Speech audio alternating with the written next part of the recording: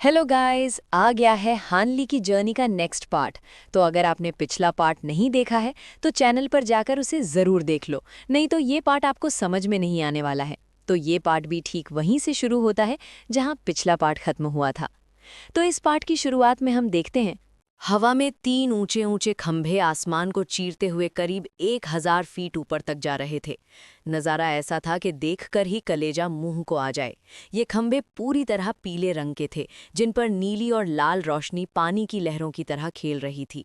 ये रोशनी की धाराएं नीचे से ऊपर की तरफ पागलों की तरह दौड़ रही थीं और साफ दिख रहा था कि पूरे टापू को घेरने वाला वो चमकदार घेरा इन्हीं खंभों के दम पर टिका हुआ है। हानली वहीं अधर में खड़ा होकर ताड़ गया कि ये खंभे कोई मामूली चीज नहीं, बल्कि वो मशहूर विंड फायर पिलर्स हैं। नीचे समंदर की लहरों पर जो ढेरों नावें तैर रही थीं, उनमें स्टारफॉल कोएलिशन के कल्टिवेटर्स चींटियों की तरह भरे हुए थे।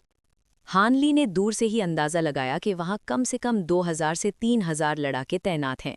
मामला गरमाया हुआ था, इसलिए उसने अपनी स्पिरिचुअल सेंस को आज़ाद नहीं किया ताकि कहीं दुश्मन को भनक न लग जाए। पर उसे पक्का यकीन था कि उन नावों में नेसेंट सोल लेवल के दिग्गज भी दुबक कर बैठे होंगे। अब उन सब में मिरियड गेट्स ऑफ एनलाइटनमेंट का सेक्ट मास्टर भी है या नहीं, ये तो सिर्फ ऊपर वाला ही जानता था। वैसे कुल मिलाकर 108 विंड फायर पिलर थे, तो हानली को लगा कि उसकी किस्मत इतनी भी फूटी नहीं होगी कि वो सीधा सेक्ट मास्टर वैन के पाले में ही जा गिरे। उसने मन ही मन सोचा कि अगर वो वैन टियान मिंग यहाँ मिल भी गया और उसे रोकने की हिमाकत की, तो फिर ये उस बेचारे की बदकिस्मती ही होगी। ये हेवनली विंड फायर फॉर्मेशन वैसे तो बहुत खतरनाक माना जाता है, पर यह बड़ी बड़ी सेनाओं और कम लेवल के लड़ाकों को लपेटे में लेने के लिए बनाया गया था। हानली जैसे धुरंधर के लिए यह बस एक मामूली अड़चन जैसी थी, जिसे पार करना उसके बाएं हाथ का खेल था। कुछ पल हिचकिचाने के बाद हानली ने उन नावों और खंभों से नजर हटाई और एक खास दिशा में नीली लाल रोशनी के उस पर्दे की तरफ उड़ने लगा। उसी वक्त एक खंबे के नीचे समंदर के ऊपर 3 मंजिला आलीशान जहाज तैर रहा था। ये जहाज हरे जेड पत्थर से बना हुआ था और इतना खूबसूरत था कि देखने वाले की आंखें फटी की फटी रह जाएं। जहाज की सबसे ऊपर वाली मंजिल पर कुछ धुरंधर एक मेज के चारों तरफ जमे हुए थे। मेज पर कुछ नायाब भल सजे थे और सबके चेहरे पर ऐसी रौनक थी जैसे कोई जंग नहीं बल्कि पिकनिक मना रहे हों। सफ़ेद कपड़ों में लिपटे एक विद्वान ने अपने सामने बैठे बुजुर्ग की तरफ देखकर मुस्कुराते हुए पूछा, सीनियर लॉन्ग, मैंने सुना है कि अगर इस बार स्टार पैलेस को धूल चटा दी तो अलायंस के लीडर वान आपके गोल्डन लोटस सेक्ट को वो जादुई हेवनली फॉर्चून आइलैंड इनाम में दे देंगे। क्या ये सच है? उस बुजुर्ग ने अपनी आंखों के कोनों से उसे घूर कर देखा और चिढ़ाते हुए बोला, नेफ्यू निंग, तुम्हारी खबरें तो बहुत पक्की हैं। हाँ भाई, वान ने मुझसे ये वादा किया है। उस टापू की जमीन के नीचे जो अंदरूनी शक्ति की नस है, वो मेरे अभी वाले ठिकाने से कहीं बेहतर है। वहाँ डेरा डालने के बाद हमारे सेक्ट के दिन फिर जाएंगे। एक स्लेटी रंग का चोहा पहने हुए डाविस्ट प्रीस्ट ने ठहाका लगाया और हंसते हुए बोला, हा, बिल्कुल सही। हेवनली फॉर्चून आइलैंड की मिट्टी तो पूरे स्कैटर्ड स्टार सीज में मशहूर है। ऊपर से वहाँ ऐसी ऐसी जड़ी बूटियां उगती हैं कि आपके सेक्ट का नाम आसमान छूने लगेगा। बुजुर्ग ने भी अपनी चाल चली और तिरछी मुस्कान के साथ बोला, फेलो डाविस्ट हुआ, आप अपनी कहिए ना। क्या आपको दर्जनों नायाब चीज़ों का लालच नहीं दिया गया? वरना आप जैसे पुराने चावल भला भाई वान की मदद के लिए गुफा से बाहर क्यों निकले? इन तीनों में से दो लोग नेसेंट सोल लेवल के शुरुआती पायदान पर थे, जबकि वो सफ़ेद कपड़ों वाला सिर्फ कोर फॉर्मेशन के आखिरी लेवल पर था। फिर भी वो उन दिग्गजों से ऐसे बात कर रहा था जैसे कोई पुराना यार हो। अभी उनकी बातों का सिलसिला चल ही रहा था कि अचानक पास वाले खंबे से गूंज उठी।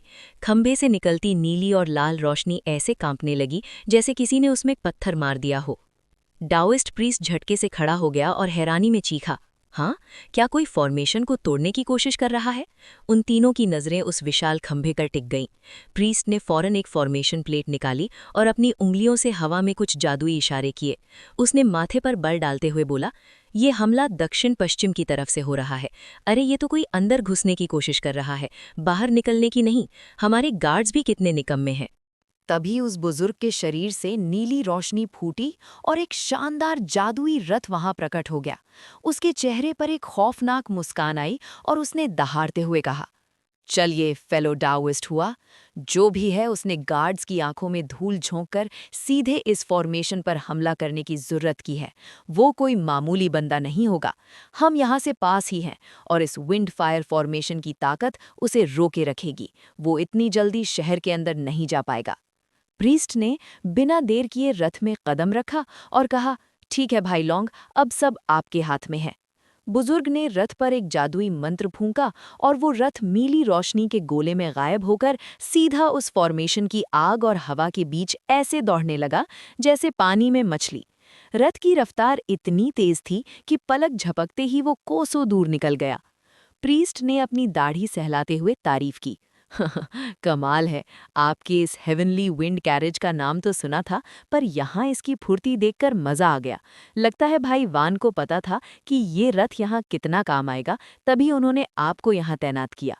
बुजुर्ग ने बेरुखी से मुस्कुराते हुए कहा, शायद यही वजह हो। वैसे जब से भाई वान उस ऊंचे नेसेंट सोल के आखिरी लेवल पर पहुंचे हैं, उनके इरादे भांपना हम जैसे लोगों की बस की बात नहीं रही।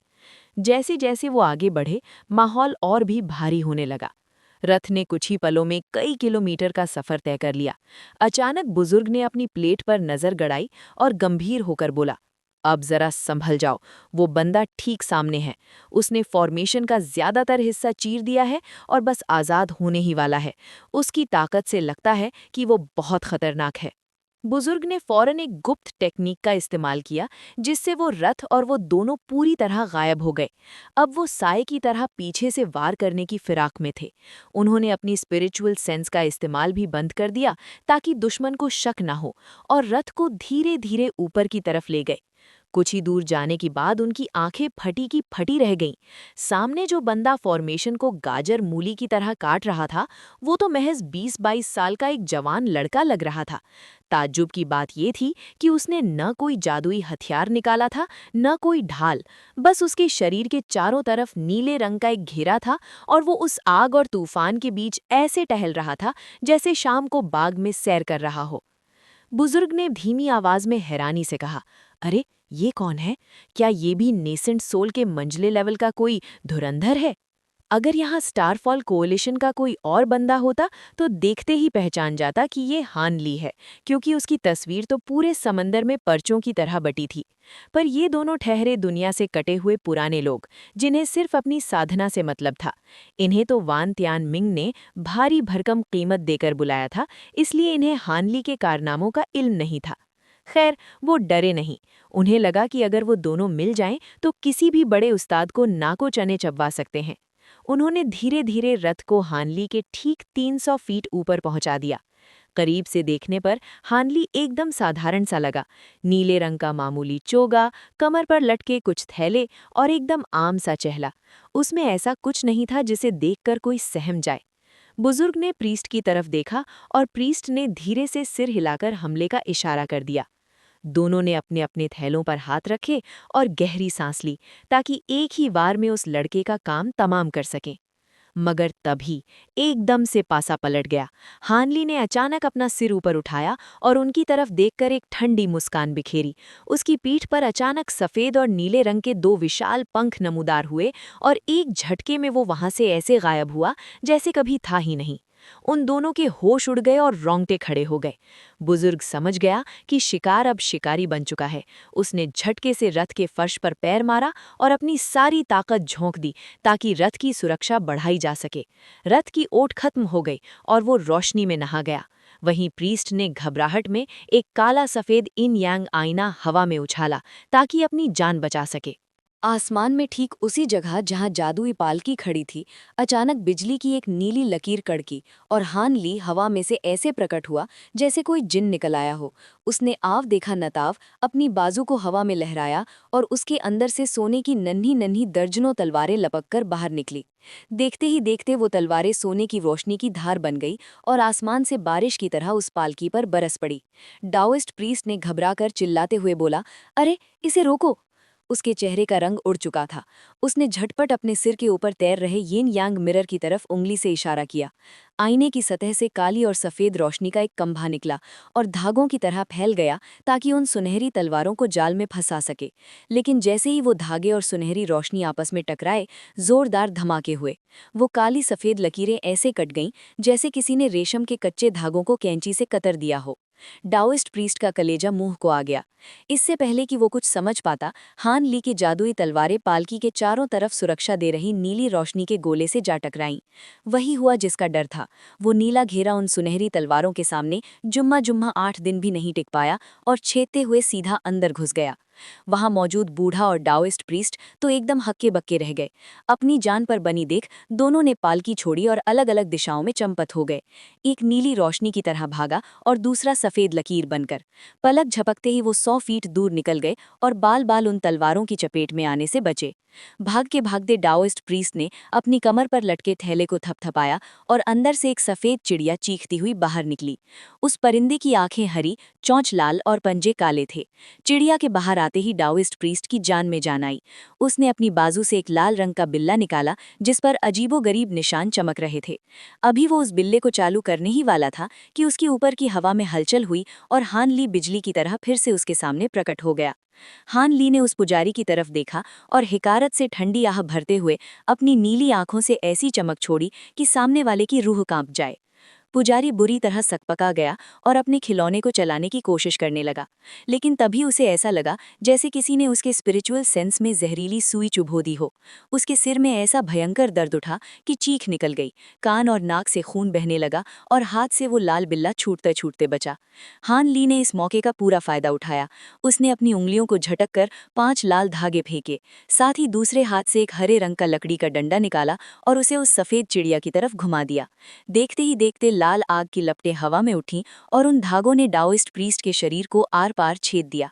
फिर वो धागे उसके चारों तरफ मोटे रस्सों की तरह लिपट गए और उसे पूरी तरह जकड़ लिया। जब पुजारी के सिर का दर्द कम हुआ और उसे होश आया तो उसके पैरों तले जमीन खिसक गई। वो हिल भी नहीं पा रहा था। उसने अपने मन की शक्ति से उस सफ़ेद चिड़िया को बचाने के लिए बुलाया, पर उस परिंदे ने उसकी एक न सुनी। पुजारी ने अपनी फटी आंखों से देखा कि चिड़िया के ऊपर एक चांदी का कमल का फूल तैर रहा है। उस कमल से 7 रंगों की रोशनी निकल रही थी जिसने उस परिंदे को पत्थर की मूरत बना दिया था। पुजारी के अंदर डर और गुस्से का सैलाब उमड़ रहा था, पर इससे पहले कि वो अपनी मौत का कोई रास्ता निकालता, उसके सिर के ऊपर से एक ठंडी हवा गुजरी और सोने की बिजली जैसा एक झटका नीचे आया। पुजारी ने आखिरी बार बेबसी में चिल्लाते हुए बोला, आह नहीं। उसका सिर धड़ से अलग होकर जमीन पर जा गिरा। हान ली हवा के एक झोंके के साथ फिर से दिखाई दिया। उसने अपने दोनों हाथ ऊपर उठाए और आसमान में कड़कती हुई सुनहरी बिजली का एक जाल बुन दिया। उस जाल ने पुजारी की बिना सिर वाली लाश को अपने लपेटे में ले लिया। हान ली ने कुछ मंत्र बुदबुदाए और उन रस्सों से ऐसी भयंकर आग निकली कि पल भर में पुजारी का शरीर राख का ढेर बन गया। तभी उस राख के ढेर से पुजारी की नेसेंट सोल एक सफ़ेद रोशनी के गोले में बाहर निकली। उसके नन्हे हाथों में एक सफ़ेद डंडा था और वो अपनी जान बचाकर भागने की फिराक में थी। लेकिन जैसे ही वो आगे बढ़ी, सुनहरी बिजली के जाल से जा टकराई और तड़प कर पीछे गिरी। एक जोरदार धमाका हुआ और पुजारी की वो आखिरी निशानी भी मिट्टी में मिल गई। हान ली ने राहत की सांस ली और दूसरी तरफ अपनी तिरछी नज़र घुमाई। वो दूसरा बूढ़ा अब तक 400 फीट दूर जा चुका था और अपने थैले से 2 नीले कटोरे निकाल चुका था। उसे समझ नहीं आ रहा था कि हमला करे या भागे, लेकिन पुजारी को मरते देख उसके हाथ पांव ठंडे पड़ गए। जैसे ही हान ली की नज़र उस पर पड़ी, उस बूढ़े ने अपनी ही एक बाजू को कटोरे की धार से काट डाला। कटा हुआ हाथ एक धमाके के साथ फटा और खून की धुंध ने उस बूढ़े को ढक लिया। फिर एक डरावनी चीख गूंजी और वो बूढ़ा खून का साया बनकर इतनी तेजी से भागा कि हान ली भी दंग रह गया। हजारों फीट का फासला उसने पलक झपकते ही तय कर लिया। हान ली की आंखें सिकुड़ गईं। उसने पल भर के लिए सोचा कि पीछा करे या नहीं, पर तब तक वो साया गायब हो चुका था।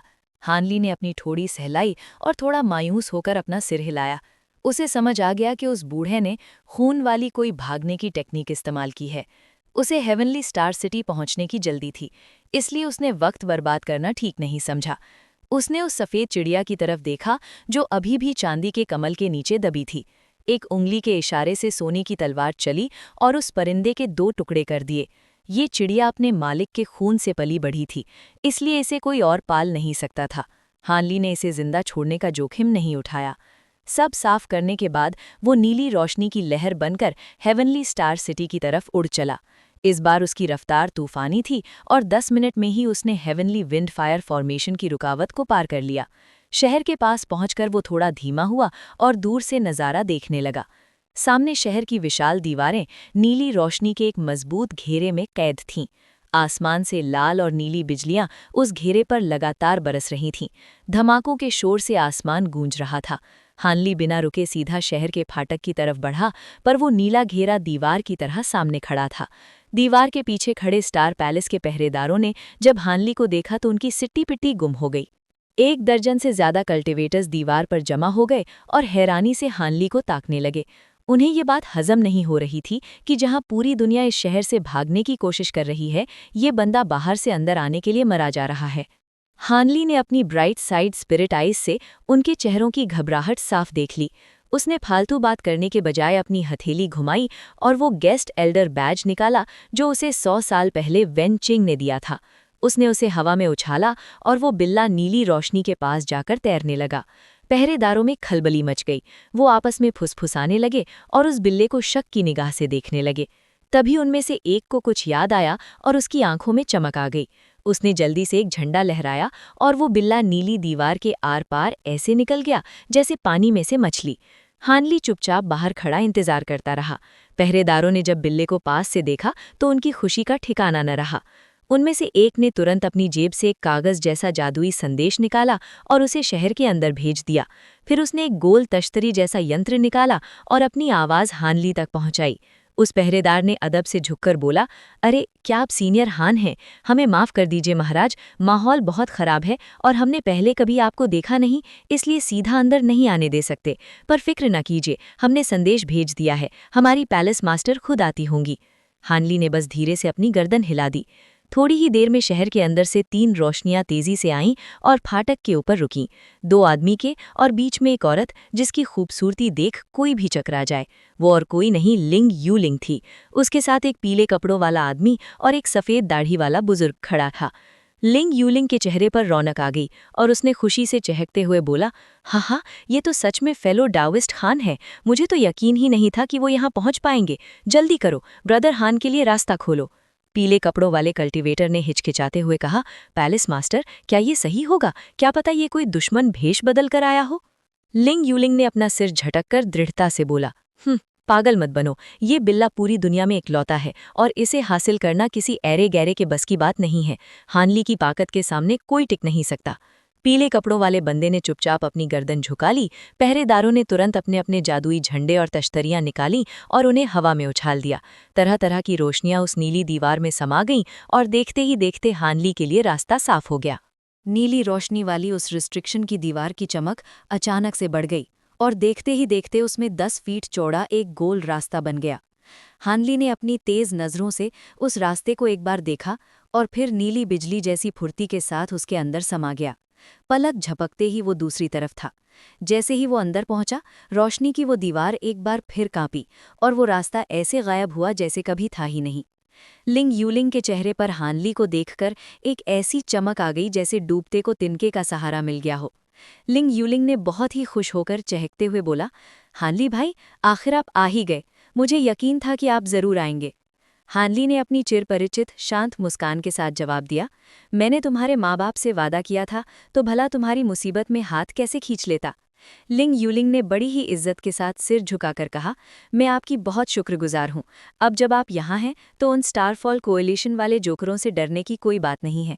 खैर, ये खड़े होकर बात करने की जगह नहीं है। चलिए मेरे साथ पवित्र पहाड़ पर चलते हैं। एल्डर सन, फौरन उन सभी एल्डर्स को खबर कर दो जो अभी ड्यूटी पर नहीं है। कहो कि महल में जमा हो, मुझे बहुत ज़रूरी बात करनी है। एल्डर सन ने फौरन झुककर सलाम किया और बोला, जो आज्ञा पैलेस मास्टर। ये एल्डर सन कोई मामूली बंदा नहीं था। नेसेंट सोल स्टेज के शुरुआती लेवल का कल्टिवेटर था। जैसे ही हानली अंदर आया था, इस बूढ़े ने अपनी स्पिरिचुअल सेंस से हानली की ताकत को टटोलने की गुस्ताखी की थी। पर भाई, उसे तो ऐसा लगा जैसे उसने किसी गहरे कुएं में पत्थर फेंका हो और आवाज ही ना आए। हानली की गहराई उसकी समझ से कोसों दूर थी। उसके चेहरे पर खौफ और हैरानी के मिले जुले भाव थे। उसने फौरन अपनी जेब से वॉइस ट्रांसमिशन टैलिस्मैन का ढेर निकाला और बाकी एल्डर्स को पैगाम भेजने लगा। तभी हानली की नज़र एक सफ़ेद बालों वाले बुजुर्ग पर पड़ी। हानली ने मुस्कुराहट के साथ कहा, बड़े दिनों बाद दिखे एल्डर ज़ाओ, आप तो पहले से भी ज़्यादा तगड़े लग रहे हैं। ऊपर से आपकी कल्टीवेशन भी बहुत बढ़ गई है। बधाई हो भाई। ये वही एल्डर ज़ाओ थे जिन्होंने सिल्वर शार्क आइलैंड पर हानली को शादी ब्याह का लालच देकर अपनी तरफ करने की कोशिश की थी। 100 साल से ज्यादा बीत गए थे और अब वे नेसेंट सोल स्टेज के मंझले लेवल पर पहुंच चुके थे। एल्डर ज़ाओ के चेहरे पर एक फीकी सी मुस्कान आई, जैसे कोई पुरानी टीस याद आ गई हो। एल्डर ज़ाओ ने ठंडी सांस भरते हुए कहा, हे, ये मेरी अकेले की मेहनत नहीं है। अगर पुराने दोनों पैलेस मास्टर्स का हाथ ना होता तो मैं इस मुकाम तक कभी नहीं पहुंच पाता।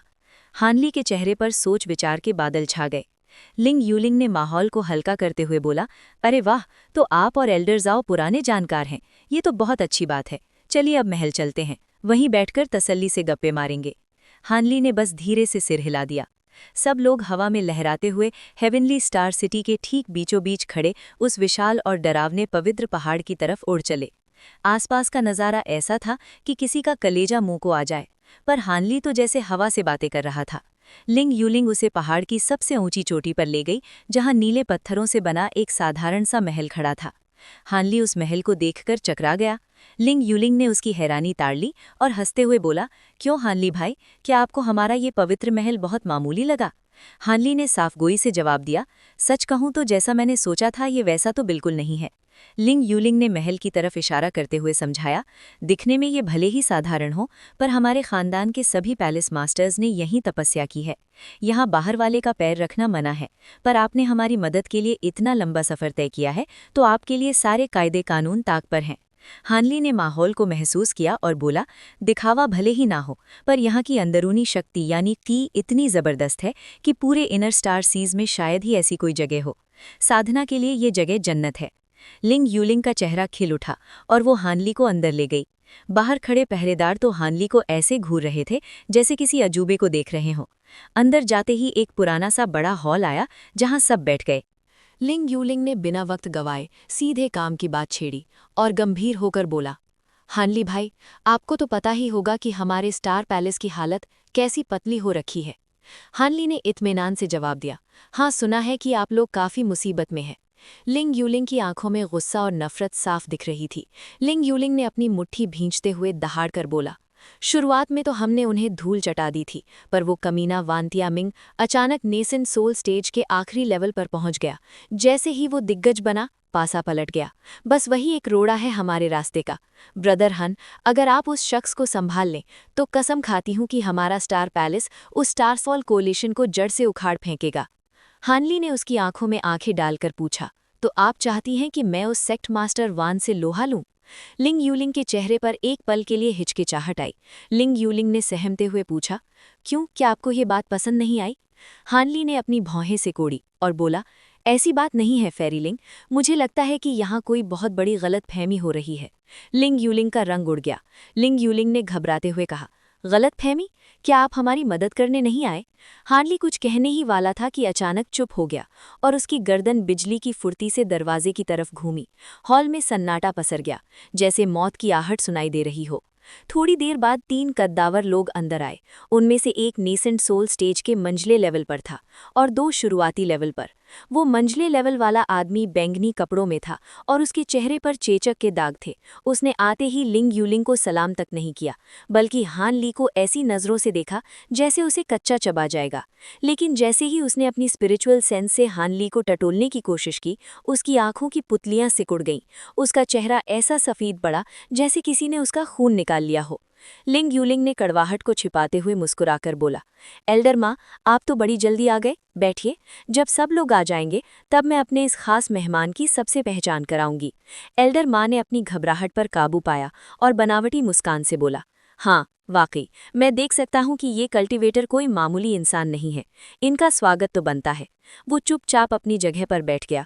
उसकी हेकड़ी एक ही पल में गायब हो गई थी। बाकी दोनों एल्डर्स भी समझ गए कि दाल में कुछ काला है। जब एल्डर माँ जैसा दिग्गज ठंडा पड़ गया तो उनकी क्या बिसात। हॉल में धीरे धीरे स्टार पैलेस के तकरीबन 20 दिग्गज जमा हो गए। माहौल में भारीपन था। लिंग यूलिंग खड़ी हुई और हान ली की तरफ इशारा करते हुए गर्व से बोला, सब लोग ध्यान से सुने, ये हमारे पुराने पैलेस मास्टर्स के बनाए हुए गेस्ट एल्डर हैं, हान ली। नाम सुनते ही पूरे हॉल में खलबली मच गई। एक सफेद कपड़े पहने बूढ़े के मुंह से तो चीख ही निकल गई। हानली? हानली ने उस बूढ़े को देखा और उसकी आंखें ठंडी पड़ गईं। उसे कुछ याद आया और उसका चेहरा गुस्से से काला पड़ गया। हानली ने बर्फीली आवाज में कहा, लगता है हम हेवनवुड हॉल में मिले थे। मुझे याद है कि उस वक्त वहां 2 लोग रखवाली कर रहे थे। दूसरा कहाँ है? उस सफेद कपड़े वाले एल्डर सीमेन का चेहरा ऐसा हो गया जैसे उसने साक्षात यमराज देख लिया हो। ये वही शख्स था जिसने बरसों पहले हानली के सीने में खंजर उतारने की कोशिश की थी। लिंग यूलिंग समझ गई कि मामला बिगड़ रहा है। लिंग यूलिंग ने हिम्मत जुटाकर पूछा, ब्रदर हान, क्या आप एल्डर सीमेन को जानते हैं? हानली ने एक पल के लिए कुछ सोचा और फिर एकदम शांत हो गया। हानली ने बेरुखी से कहा, ज्यादा तो नहीं, बस जब मैं नेसेंट सोल स्टेज तक नहीं पहुंचा था तब इन्होंने मेरे लिए कुछ मुश्किलें खड़ी की थी। लिंग यूलिंग ने राहत की सांस ली और बात पलटते हुए बोला, पुरानी बातों को मिट्टी डालिए ब्रदर हान, चलिए अब वांतिया मिंग के बारे में बात करते हैं। उसे खत्म करना सबसे जरूरी है। एल्डर सीमैन की जान में जान आई, पर उसका कलेजा अब भी धक धक कर रहा था। हानली ने अपनी जगह से हिले बिना बहुत ही सलीके और धीमी आवाज में अपनी बात रखी, फेरीलिंग, पता नहीं उन गुजरे हुए पैलेस मास्टर्स ने आपसे क्या कहा, पर मैंने उनसे सिर्फ इतना वादा किया था कि अगर आपकी जान पर कोई बात आई तो मैं आपको बचाऊंगा। मैंने ये कभी नहीं कहा था कि मैं अपने ही बराबर के किसी दिग्गज से स्टार पैलेस की खातिर जान की बाजी लगा दूंगा। हानली के ये शब्द सुनते ही पूरे हॉल में ऐसा सन्नाटा छा गया जैसे सबकी सांसें अटक गई हों। सितारों की चकाचौंध से भरे उस आलीशान दरबार में सन्नाटा ऐसा था कि सुई भी गिरे तो धमाका हो जाए। ऊंची छतों और संगमरमर के खंभों के बीच लिंग यू लिंग की आवाज गूंजी। लिंग यू लिंग ने माथे पर बल डालते हुए धीरे से कहा, अरे, अगर स्टार पैलेस ढह गया तो क्या तुम्हें लगता है कि तुम महफूज रहोगे कल्टीवेटर हान? वैसे भी मैं तुम्हें वांटियांग मिंग से जान से मारने वाली लड़ाई लड़ने को नहीं कह रही। मैं तो बस इतना चाहती हूं कि जब तक मैं स्टारफॉल कोएलिशन के खिलाफ जवाबी हमला ना बोल दूं तब तक तुम उसे उलझाए रखो। इतना तो तुम्हारे बस की बात है ही भाई हान। हान ली ने बड़े इत्मीनान से जवाब देते हुए मामले की नब्ज पकड़ ली। काबिलियत तो मुझ में है, लेकिन भाई वांटियांग मिंग भी कोई ऐरा गैरा नहीं है। वो भी एक दिग्गज धुरंधर है। मैं ये अंदाजा नहीं लगा सकता कि वो मुझ पर अपनी जान झोंक देगा या नहीं। अगर तुम इस बात पर राजी हो कि अगर उसने कोई खतरनाक इक्का निकाला तो मैं मैदान छोड़ सकता हूँ, तभी मैं इस लफड़े में पड़ने की सोचूंगा। और रही बात तुम्हारी हिफाजत की, तो स्टार पैलेस रहे ना रहे मैं तुम्हें जिंदा बचा ले जाऊंगा। पुराने पैलेस मास्टर्स से किया वादा निभाने के लिए इतना काफी है, वरना जो थोड़े बहुत फायदे ये बड़े बूढ़े मुझे दे रहे हैं उसके लिए अपनी जान जोखिम में डालना घाटे का सौदा है। ये सुनते ही लिंग यू लिंग के चेहरे का रंग थोड़ा उड़ गया। तभी पास बैठे एल्डर जाओ ने हवा का रुख भांप लिया और अपनी दाढ़ी पर हाथ फेरते हुए बोला, ओह कल्टिवेटर हान, तुम्हारी बातों से लग रहा है कि तुम मदद के लिए मना नहीं कर रहे, बस तुम्हें अपनी मेहनत की सही कीमत चाहिए, है ना? हान ली ने हल्की मुस्कान के साथ साफ कह दिया, बिल्कुल, इस दुनिया में मुफ्त में तो दुआ भी नहीं मिलती। अगर तुम्हारा स्टार पैलेस मुझे कोई ऐसी चीज दे जो मेरा दिल जीत ले तो मैं खतरा मोल ले सकता हूँ। तभी एल्डर माँ ने बीच में टोकते हुए कहा, तुम्हें आखिर हमारे स्टार पैलेस से चाहिए क्या कल्टिवेटर हान? हान ली ने बिना किसी भाव के जवाब दिया, बात ये नहीं है कि मुझे क्या चाहिए, बात ये है कि तुम्हारा स्टार पैलेस अपनी इज्जत बचाने के लिए मुझे क्या पेश कर सकता है। दरबार में बैठे तमाम धुरंधरों के चेहरे देखने लायक थे। कुछ तो आपस में फुसफुसाने लगे और आवाज दबाकर चर्चा करने लगे। सच तो ये है कि किसी को हान ली की ना से हैरानी नहीं थी। भला कोई पागल ही होगा जो बिना किसी लालच के अपने बराबर की ताकतवर दुश्मन से लोहा ले। ऊपर से ये जंग इंसानी दुनिया के सबसे ऊंचे दर्जे के खिलाड़ियों के बीच थी, जहां एक चूक और खेल खत्म। लेकिन दिक्कत ये थी कि हान ली जैसे दिग्गज को लालच दिया भी तो किस चीज का? आम साजो सामान और मामूली कल्टीवेशन की किताबें तो वो लात मार दे। लिंग यू लिंग अपनी ऊंची गद्दी पर बैठी सोच में डूबी रही। फिर उसने खामोशी तोड़ते हुए कहा, भाई हान, तुम्हारी मांग जायज़ है, मामूली चीज़ें तो तुम्हें भाएंगी नहीं, इसलिए मैं तुम्हें अपने स्टार पैलेस की सबसे खास डिवाइन एसेंफ्यूज्ड लाइट की कल्टीवेशन टेक्निक और अपना डिवाइन एसेंफ्यूज्ड माउंटेन इनाम ने देने को तैयार हूँ। क्या अब तुम्हारा दिल पसीजेगा? ये टेक्निक बहुत ज़बरदस्त है और तुम्हारे जैसा हुनरमंद ही इसे संभाल सकता है। ये सुनते ही हान ली की आंखें सिकुड़ गईं। उसे यकीन नहीं हुआ कि जिस चीज़ के लिए वो यहाँ आया था वो उसे थाली में सजा कर दी जा रही है। वो गहरी सोच में डूब गया। बाकी एल्डर्स के तो मानो होश ही उड़ गए, पर उन्होंने कोई विरोध नहीं किया। उन्हें पता था कि डिवाइन एसेंफ्यूज्ड लाइट कहने को तो ताकतवर है, पर इसे सीखना लोहे के चने चबाने जैसा है, और इसमें रिस्क भी बहुत है। उनके लिए ये किसी काम की नहीं थी, बस उन्हें फिक्र इस बात की थी कि हान ली मान जाए। हान ली ने थोड़ी देर सोचा और फिर गर्दन हिलाते हुए बोला, लगता है फेरी लिंग को मेरी पसंद का पहले से ही पता था। मैं कोई लालची आदमी नहीं हूं, तो मुझे इतना ही काफी है। मैं तैयार हूं। वक्त आने पर मैं वान टियांग मिंग को रोके रखूंगा। उसे जान से मारने की गारंटी तो नहीं देता, पर इतना तय है कि वो तुम लोगों की तरफ आंख उठाकर भी नहीं देख पाएगा। लिंग यू लिंग के खूबसूरत चेहरे पर मुस्कान लौट आई और उसने कहा, हमें तुम पर पूरा यकीन है भाई हान। मैं अभी किसी से कहकर तुम्हें डिवाइन एसेंफ्यूज्ड लाइट की किताब भिजवाती हूं, और जंग खत्म होते ही वो पहाड़ भी तुम्हारा होगा। हान ली का काम बन चुका था, अब उसे वहां रुकने का कोई शौक नहीं था। वो अपनी जगह से उठा और बोला, ठीक है, फिर मैं तुम्हारे इशारे का इंतजार करूंगा। लंबा सफर था, अब जरा आराम करना चाहता हूं। लिंग यूलिंग ने फौरन एल्डर जाओ को हुक्म दिया, एल्डर जाओ, भाई हान के लिए एक शांत कमरा तैयार करवाओ। ये हमारे खास मेहमान हैं, इनकी खातिरदारी में कोई कमी नहीं होनी चाहिए। एल्डर जाओ ने सर झुकाया और हान ली को बाहर ले जाने लगा। हान ली ने लिंग यूलिंग की तरफ सर तो हिलाया, पर वो तुरंत बाहर नहीं गया। उसने अचानक पलटकर एल्डर सीमैन की तरफ देखा। उसकी आंखों में नीली रोशनी चमकी और फिर वो शांति से बाहर निकल गया। एल्डर सीमैन की तो मानो रूह कांप गई। उस ठंडी निगाह ने उसके सीने में ऐसा खौफ भर दिया कि उसे लगा जैसे किसी ने उसकी रूह में सुइयां चुभो दी हों। वो अपनी सीट से उछलते उछलते बचा, पर जैसे ही हानली बाहर गया वो दर्द गायब हो गया। एल्डर सीमैन पसीने पसीने हो गया। उसने अपनी अंदरूनी शक्ति से खुद की जांच की, पर सब ठीक था। उसने राहत की सांस ली और सोचा कि शायद उसका वहम था। आखिरकार वो स्टार पैलेस के अंदर थे, जहां किसी की हिम्मत नहीं थी हमला करने की। फिर भी उसने मन ही मन फैसला कर लिया कि जंग शुरू होने तक वो किसी अंधेरे कोने में दुबक जाएगा और हान ली के सामने कभी नहीं आएगा।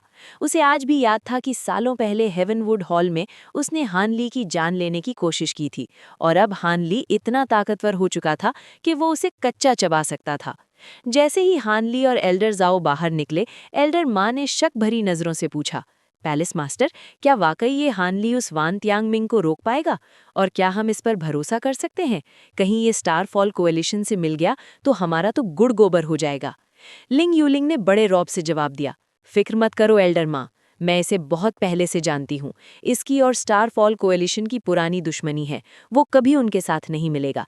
रही बात ताकत की, तो हान ली ने वान तियांग मिंग से पहले लेवल पार किया है और उसके पास हेवनवुड कॉल्ड्रन भी है। वो उससे कहीं ज्यादा धुरंधर है। और वैसे भी हमारे पास चारा ही क्या है? हमारी शहर की सुरक्षा दीवार यानी रिस्ट्रिक्शन ज्यादा देर नहीं टिकेगी। अब या तो दुश्मन मिटेगा या हम। एल्डर माँ के पास कोई जवाब नहीं था। उसने हार मान ली। फिर लिंग यूलिंग अपनी जंग की प्लानिंग में जुट गई। उधर एक बेहद शांत और ठंडे कमरे में हान ली पालथी मारकर बैठा था। माहौल एकदम खामोश था, बस हवा की सरसराहट सुनाई दे रही थी। उसने अपनी उंगलियों से एक अजीब सा निशान बनाया और अपनी आंखें मूंद ली। काफी देर बाद उसके कान में एक पतली सी आवाज गूंजी, हे, तो क्या अब तुम उस एल्डर सीमैन का काम तमाम करने जा रहे हो? ये एंडलेस टाइप बीस्ट की आवाज थी। हान ली ने आंखें खोली और भारी आवाज में कहा, तुम्हें कैसे पता कि मेरे दिल में क्या चल रहा है? बीस्ट खिलखिलाकर बोला, तुमने उस पर अपनी स्पिरिचुअल सेंस से एक गुप्त निशान छोड़ दिया था। मुझे पता है वो निशान तुमने उसे दावत पर बुलाने के लिए तो नहीं लगाया होगा। हान ली के चेहरे पर एक खौफनाक मुस्कान आई। उस आदमी ने मेरी जान लेने की कोशिश की थी और मैं उसे इतनी आसानी से माफ नहीं कर सकता। महल के अंदर उसे मारना मुश्किल था, पर अब वो बाहर निकल चुका है और अब मेरी बारी है। हान ली ने अपनी कमर पर लटके झोले को थपथपाया। चांदी जैसी रोशनी चमकी और एक कठपुतली यानी पपेट चुपचाप प्रकट हो गया। वो दीवार के आर पार होकर गायब हो गया। फिर हान ली खड़ा हुआ और कमरे का दरवाजा खोलकर बाहर आ गया। बाहर एल्डर जाओ चाय की चुस्कियां ले रहे थे। हान ली को बाहर देखकर वो चौंक गए। हान ली ने एक बनावटी मुस्कान के साथ कहा, एल्डर जाओ, आप भी लकड़ी वाली अंदरूनी शक्ति का इस्तेमाल करते हैं ना? अगर आप बुरा ना माने तो क्या हम अपनी शक्ति और तजुर्बे के बारे में थोड़ी चर्चा कर सकते हैं? करीब आधे दिन बाद स्टार पैलेस के एक गुप्त कोने में, जहां सबकी रूह की मशालें जल रही थी, एक चिराग अचानक बुझ गया। उस जगह की रखवाली करने वाला चेला खौफ से पीला पड़ गया। वो बदहवास होकर अपने बड़े अफसरों के पास भागा। पूरे स्टार पैलेस में खलबली मच गई। बड़े बड़े एल्डर्स भागते हुए एल्डर सीमैन की गुफा में पहुंचे। कुछ ही घंटों पहले शिष्यों ने उन्हें उस गुफा के अंदर जाते देखा था। पर जब पत्थर का भारी दरवाज़ा तोड़ा गया तो अंदर सन्नाटा पसरा था।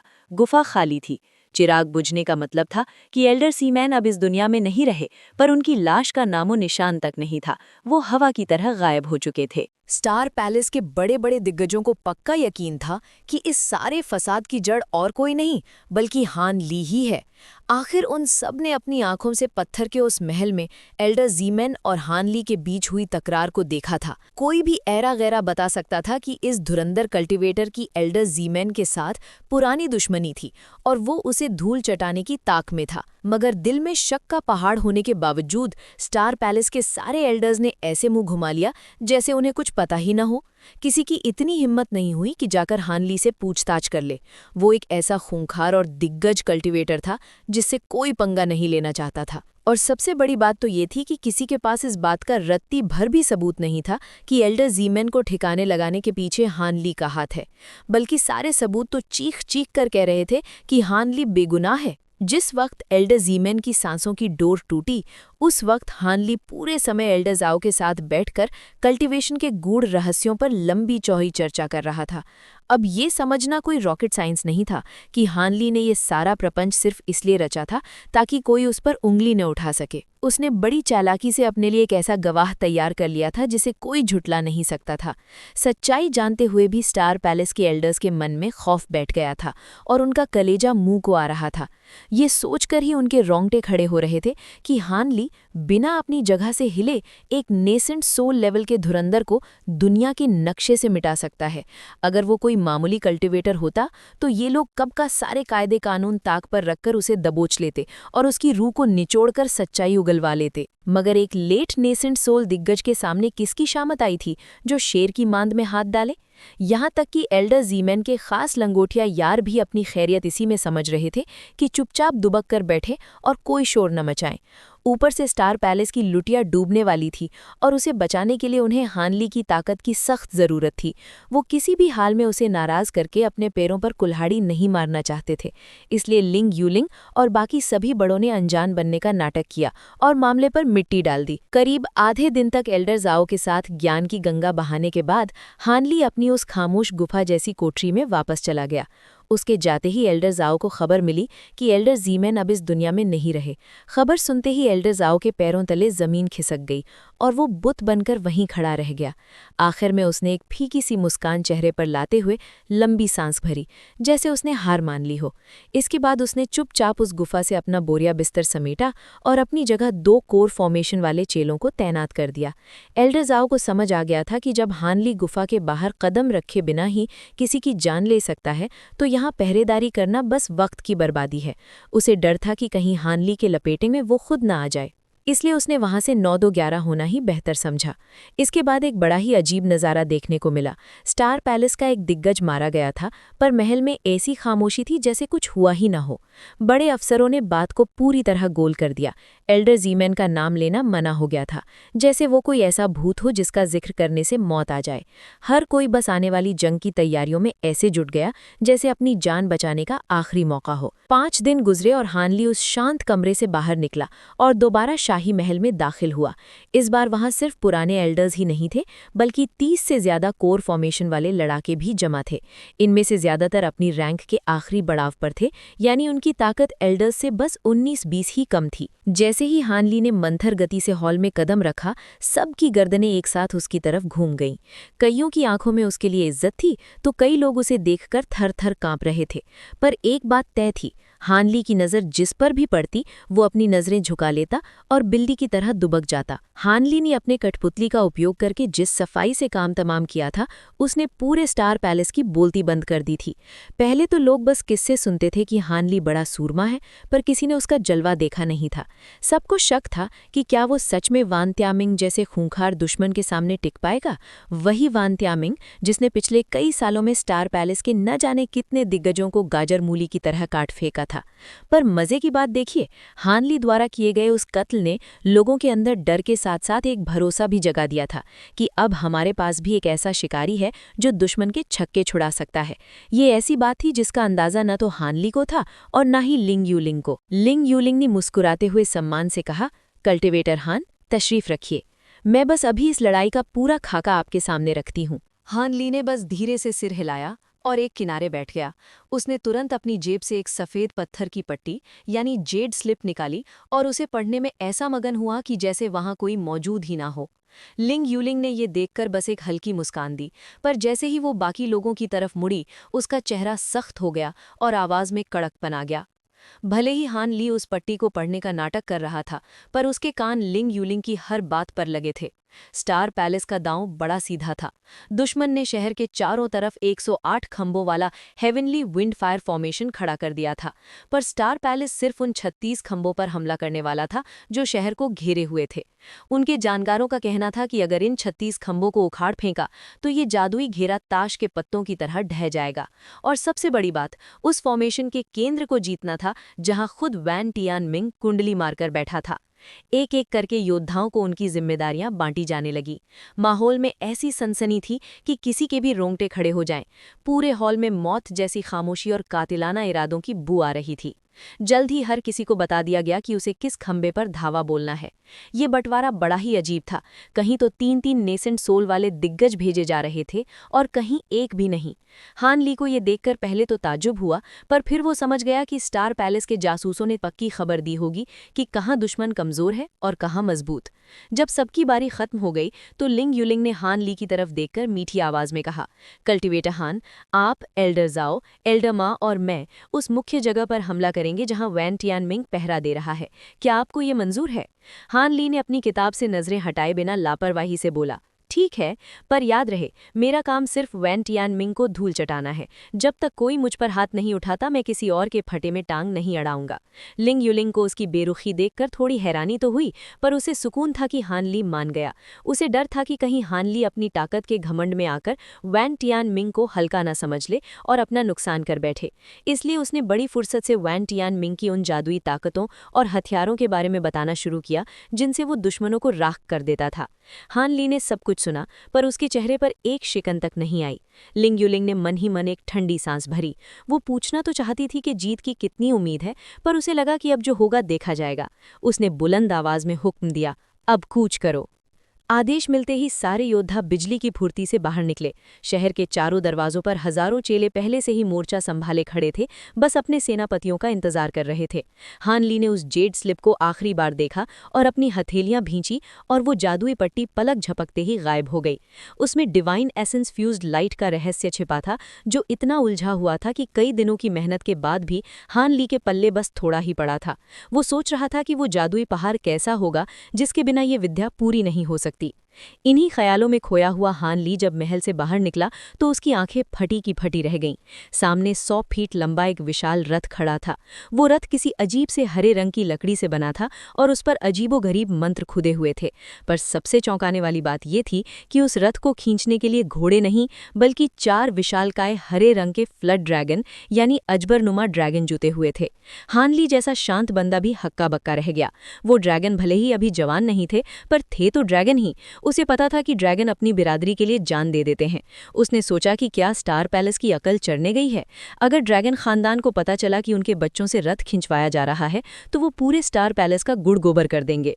लिंग यूलिंग ने हान ली को चकराया हुआ देखकर हंसते हुए कहा, क्या बात है कल्टिवेटर हान, इन मामूली जानवरों को देखकर आपके होश उड़ गए? हान ली की आंखों में एक नीली चमक कौंधी और उसने गौर से देखते हुए बोला, ठहरिए, इन ड्रैगन का शरीर तो असली है, पर इनके अंदर की रूहें कुछ अजीब लग रही हैं। लिंग यूलिंग की आंखों में चमक आ गई और उसने तारीफ करते हुए कहा, ओह, आपकी पारखी नज़र का जवाब नहीं। दरअसल ये ड्रैगन की रूहें नहीं हैं। बहुत साल पहले मेरे पिता ने समुंदर के राजा गोल्डन वियम किंग से शर्त में ये मरे हुए ड्रैगन के शरीर जीते थे। फिर उन्होंने एक गुप्त तकनीक से इनके अंदर समुद्री सांपों की रूहें डाल दी, जिससे ये जिंदा हो गए। हान ली की भौहें अभी भी तनी हुई थीं। उसने पूछा, ठीक है, पर इस रथ का यहाँ क्या काम? क्या हम इससे हमला करेंगे? लिंग यूलिंग ने रहस्यमय अंदाज में मुस्कुराकर कहा, ब्रदर हान, ये कोई मामूली रथ नहीं है। इसे मेरे पिता ने अपने हाथों से बनाया है। ये दुश्मनों के छक्के छुड़ाने में बड़ा कारगर साबित होगा। अगर आज बात साख की ना होती तो मैं इस बेशकीमती चीज को कभी बाहर नहीं निकालती। हान ली ने जब लिंग यूलिंग की बात सुनी तो उसने अपनी स्पिरिचुअल सेंस से उन सवारी वाले जानवरों को ऊपर से नीचे तक ताड़ा और बस गर्दन हिला दी, मुंह से एक लफ्ज नहीं निकाला। उस रथ को हाँकने वाला एक 2 मीटर ऊंचा गंजा दिग्गज था। भले ही उसकी कल्टीवेशन अभी फाउंडेशन एस्टैब्लिशमेंट लेवल की ही थी, लेकिन उसका ऊपर का शरीर नंगा था और लोहे जैसी मजबूत मांसपेशियां साफ चमक रही थीं, जिसे देखकर अच्छे अच्छों के पसीने छूट जाएं।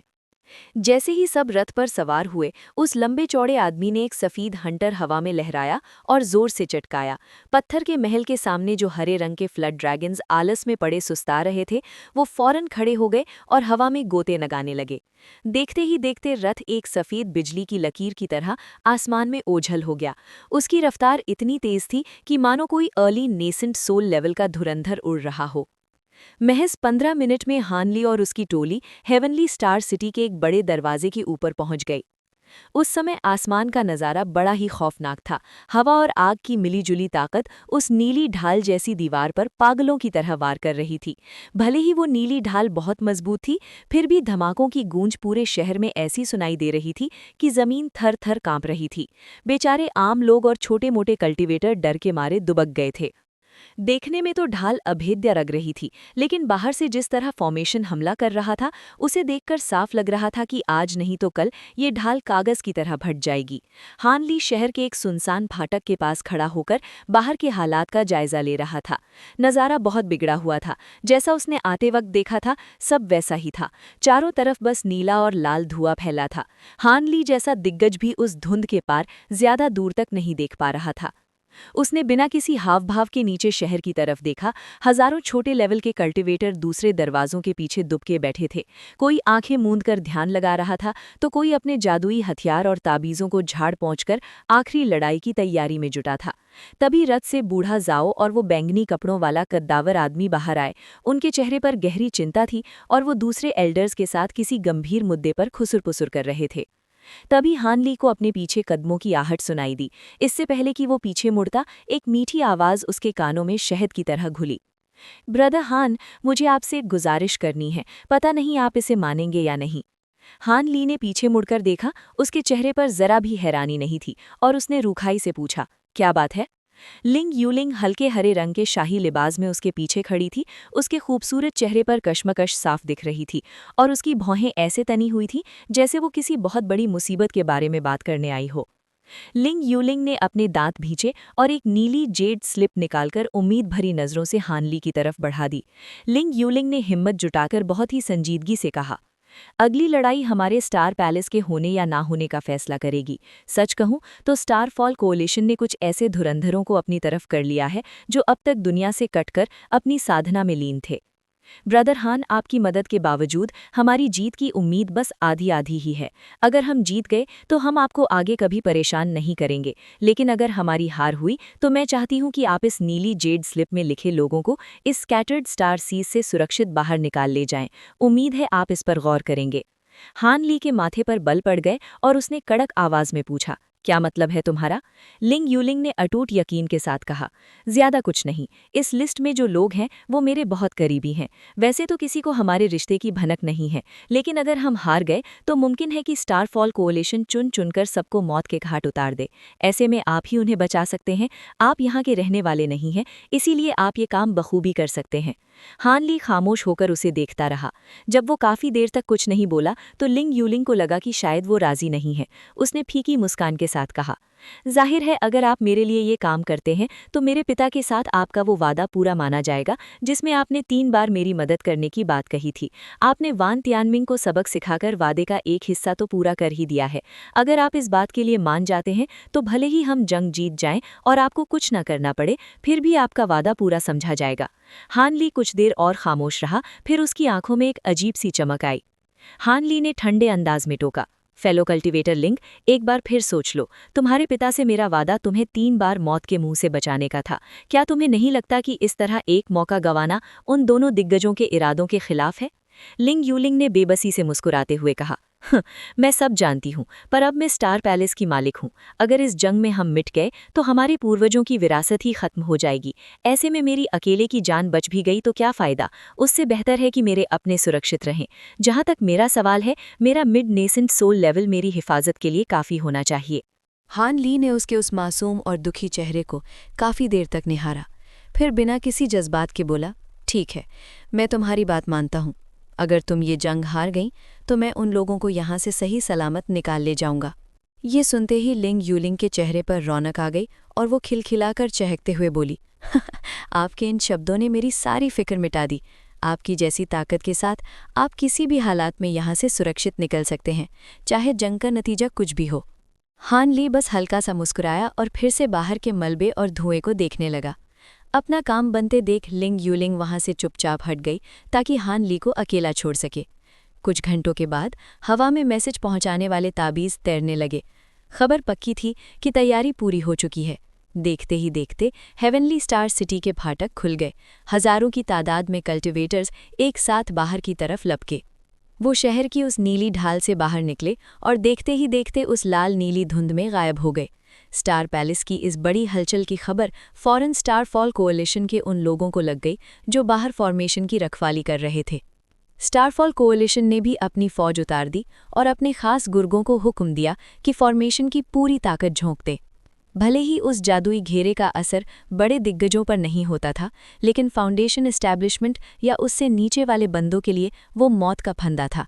जैसे ही वो हवा और आग के खंभे पूरी तरह चालू हुए, आसमान में तैरती वो धुंध पागलों की तरह घूमने लगी और आग के गोलों की शक्ल लेकर फटने लगी। हर तरफ बिजली जैसी चमक और धमाकों का शोर मच गया। अगर कोई आम कल्टीवेटर बिना तैयारी के इसमें घुसता तो उसके शरीर के चीथड़े उड़ जाते, लेकिन स्टार पैलेस वाले भी पूरी तैयारी से आए थे। हर एक बंदे के शरीर के चारों तरफ रंग बिरंगी ढाल चमक रही थी जो उन आग के गोलों को झेल रही थी। इस वजह से उनके छोटे लेवल के योद्धाओं को ज्यादा नुकसान नहीं हो रहा था। तभी खंभों की हिफाजत कर रहे स्टारफॉल कोएलिशन के लड़ाके और स्टार पैलेस की फौज के बीच आमने सामने की भिड़ंत हो गई। हर तरफ चीख पुकार और हथियारों की कनक गूंजने लगी। उसी समय उस फॉर्मेशन के किनारे पर 1000 मीटर ऊंचे आग के खंभे की चोटी पर कुछ लोग खड़े ये तमाशा देख रहे थे। उनका मुखिया एक मंझले कद का आदमी था जिसका चेहरा चौकोर और सख्त था। उसने बैंगनी चोगा और कमर पर कीमती जेड का पट्टा बांध रखा था। वो कोई और नहीं, वान तियांग मिंग था। आज वो बहुत शांत दिख रहा था, वैसा बिल्कुल नहीं जैसा हान ली ने उसे पिछली बार देखा था। उसके पीछे एक सांवला बूढ़ा और लाल हरे कपड़ों वाली एक बुढ़िया खड़ी थी। दोनों के चेहरे पर मौत जैसी खामोशी थी। उस सांवले बूढ़े ने कड़वाहट के साथ बुदबुदाते हुए कहा, लगता है स्टार पैलेस वालों ने अपनी पूरी तिजोरी खाली कर दी है। इस एक हमले में उन्होंने इतने ताबीज़ झोंक दिए हैं कि कोई बड़ा खानदान दिवालिया हो जाए। वान तियांग मिंग ने ठंडे दिमाग से कहा, ये उनकी आखिरी कोशिश है। ज़रूर ये उस आदमी की वजह से है जो ज़बरदस्ती शहर के अंदर घुसा था। लाल हरे कपड़ों वाली बुढ़िया की आंखों से हरी रोशनी चमकी और उसने ताना मारते हुए कहा, ये तो डूबते को तिनके का सहारा है। वैसे फेलो कल्टीवेटर लॉन्ग, क्या वो बंदा सच में इतना खतरनाक था जिसने फेलो कल्टीवेटर हुआ को मार दिया? आप दो दिग्गज साथ थे, फिर भी उसने पलक झपकने में काम तमाम कर दिया। ये बुढ़िया खुद मिड नासिन सोल लेवल की थी। हानली का नाम सुनते ही बूढ़े लॉन्ग का चेहरा फक पड़ गया। उसने अपने उस नए हाथ को सहलाया जो उसने एक गुप्त टेक्निक से दोबारा उगाया था। काफ़ी देर बाद उसने मायूसी भरी हंसी के साथ जवाब दिया, हा, खतरनाक तो छोटा शब्द है।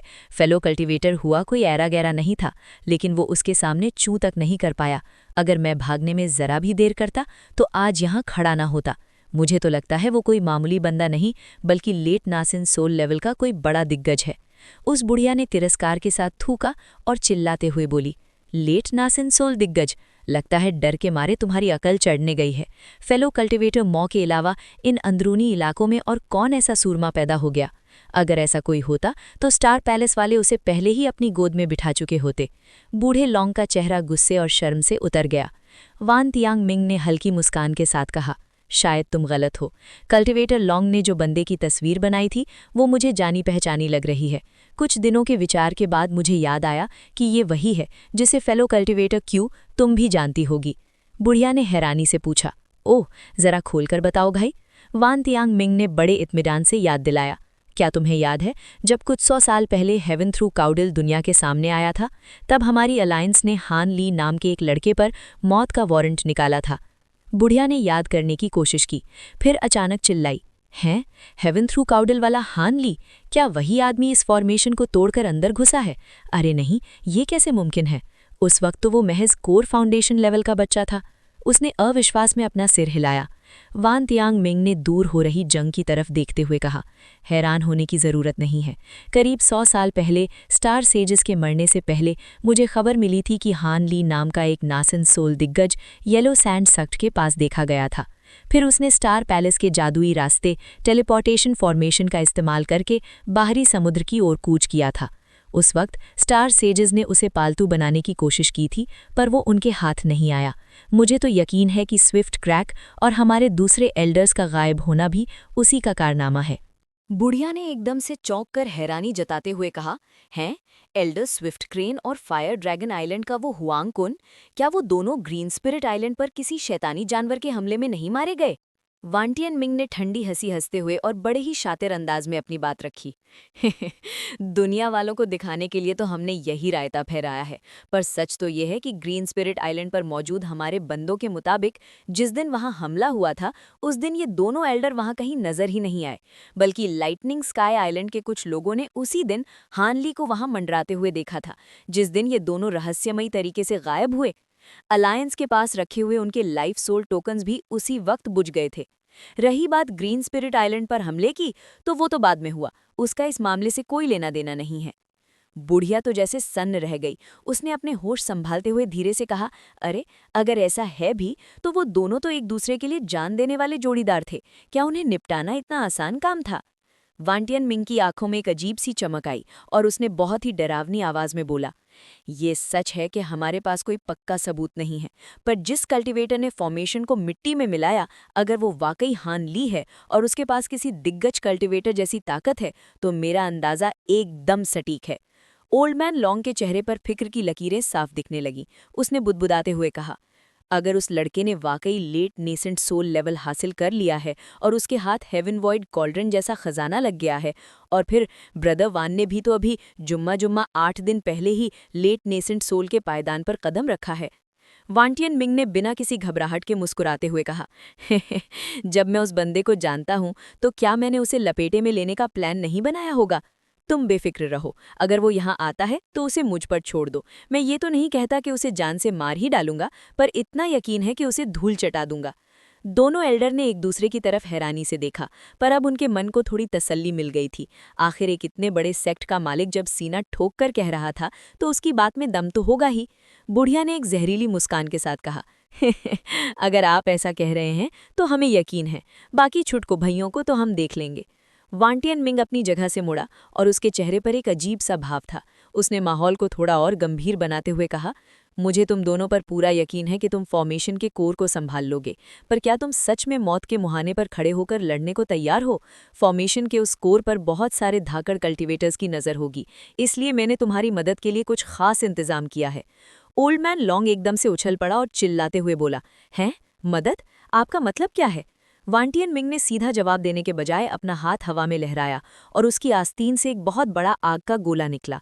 वो गोला आसमान में जाकर किसी पटाखे की तरह फटा और चारों तरफ सुर्ख लाल रोशनी फैल गई।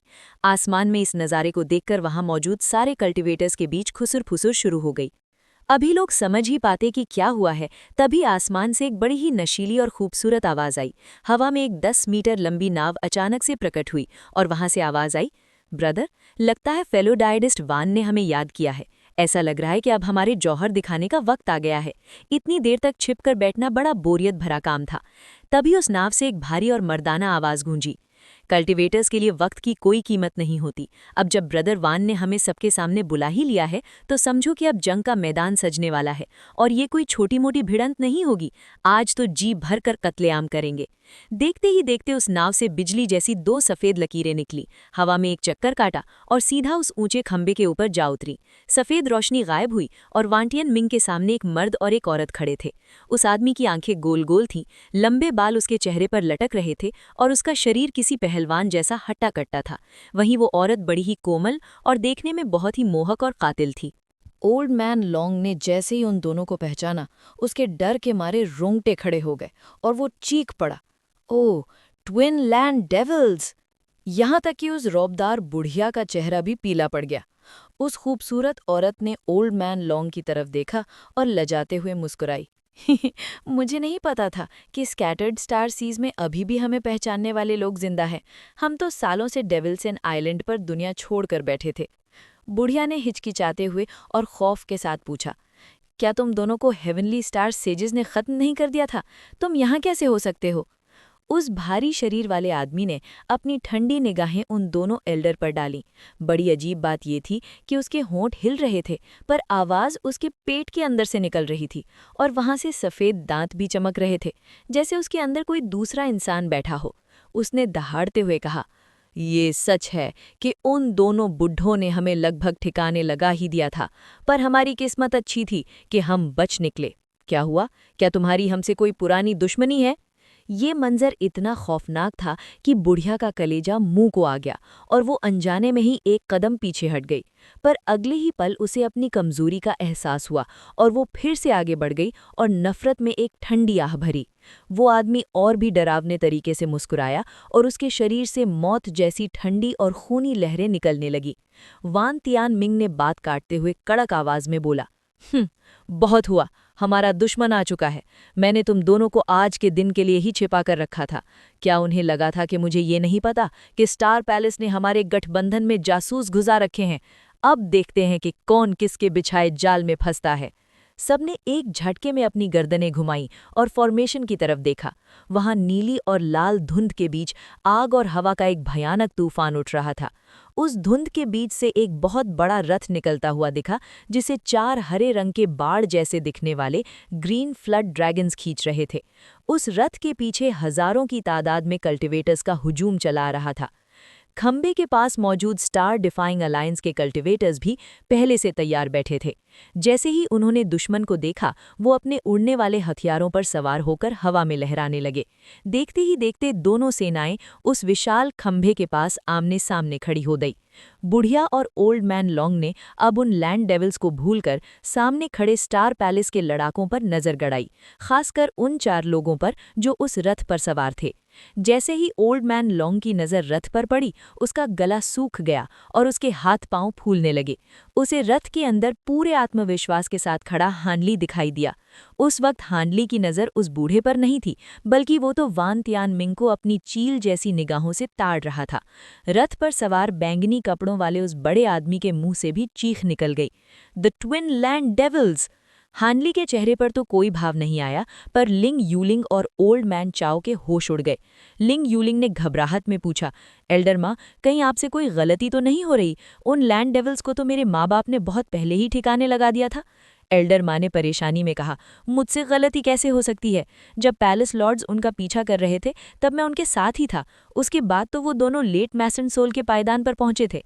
बड़ी अजीब बात है, अगर वो बच भी गए थे तो अब तक तो उनकी उम्र खत्म हो जानी चाहिए थी, पर उनकी ताकत अभी भी पहले जैसी है, नैसन सोल के बीच के लेवल पर।